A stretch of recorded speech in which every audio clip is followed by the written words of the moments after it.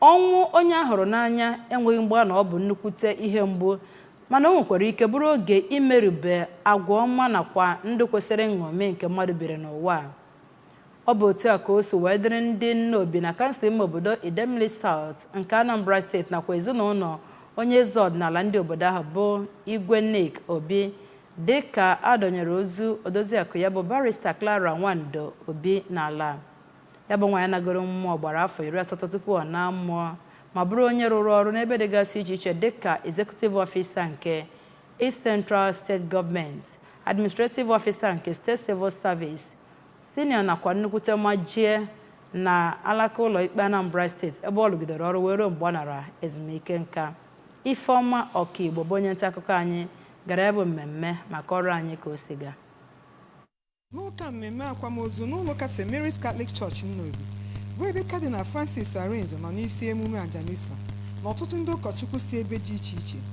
N'okwuchukwu ya, Cardinal Arinze kwuru na ọnwụ ọkaikpe Oriakụ Obi bụ oke ihe mwute nyere ezinụlọ ya na ndị Nnobi niile ma gakwa n'iru kwuo na Chineke kwere anyị nkwa na ọnwụ apụghị ikewa anyị n'ebe ndị anyị hụrụ n'anya nọ. Okwukwe anyị gwara anyị na anyị bụ ndị otu Kristi nọ n'ije n'ụwa nke a abụrụba anyị na anyị na-agafe agafe. Nnukwu mwute wee dakwasị His Royal Highness Igwe Nnobi. Anyị wee na-egosi obi mwute ya na ụmụ ya na ndị ụmụnna na Nnobi niile na ndị niile ya na ndị Nnobi maara ọfụma.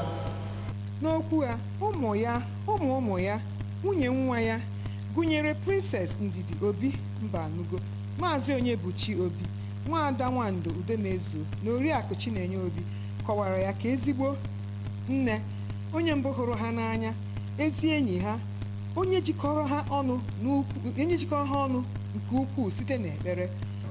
Ọ eziokwu na ebe a bụbu igwe mana ụmụ ya da-anọkarị ebe a mana anyị adịghị feel na mmadụ anọrọ ebe a ma ọnọdụ ya ihe niile a na-akwadocha ihe niile ịbata ịma na mmadụ nọ n'ụlọ mana nke anyị nata anyị feel nọ na ọnọrụ ya.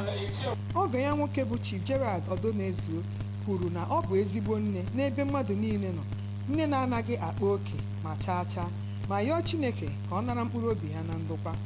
Ndị ọzọ gụnyere aka chịbụrụ steeti Anambra bụ Maazị Peter Obi, onye na-anọchi anya ụlọ ukwu mmebi iru nke Idemili North and South bụ Honorable Uche Okonkwo, Igwe Kenneth Orizu nke atọ, Igwe Ojoto, Igwe Gerald Mbamalu na ọtụtụ igwe ndị ọzọ dị iche iche. Olodiakpe nke Asaba bụ Chief Dọkịnta Ngozi Alana, Chief Ogochukwu Chukwuneke, Chief Emeka Ifeanyịchukwu, Chief Chukwudi Nzeribe na nwunye ọkpara Nnobi bụ Lady Amaka Ifezuo na ọtụtụ ndị ọzọ bụ ndị kasiri ndị ezinụlọ Igwe obi ma kwuo na I was sent as a delegate to come and condole the Igwe family for the loss of our queen, Ocheze. Our talent for the prayer is God to rest her soul. Our prayers and thoughts are with the Igwe family. And I think it's going to go there and look. Nne ha biri ndụ ya nke ọma. Ọtụtụ ndị si ebe dị iche iche, ndị otu Nnobi Royal Cabinet, ndị ichie, ndị eji okwu ha agba izu na ndị ọchịchị gọọmenti, ndị ndọrọndọrọ ọchịchị, ikwu na ibe, ndị enyi, ndị ọgọ, ndị na-echere ha ezi echiche bịara kasie ha obi maka ọnwụ nwunye ha na nne ha. N'ebe ndị egwu mkpọkịtị, ọtụtụ ndị egwu ndị ọzọ gasị na mmanwụ nọ na-eme ndị mmadụ obi ụtọ. Site na Nnobi, abụ m Ifeọma Ọkaigbo maka akụkọ ụwa ABS.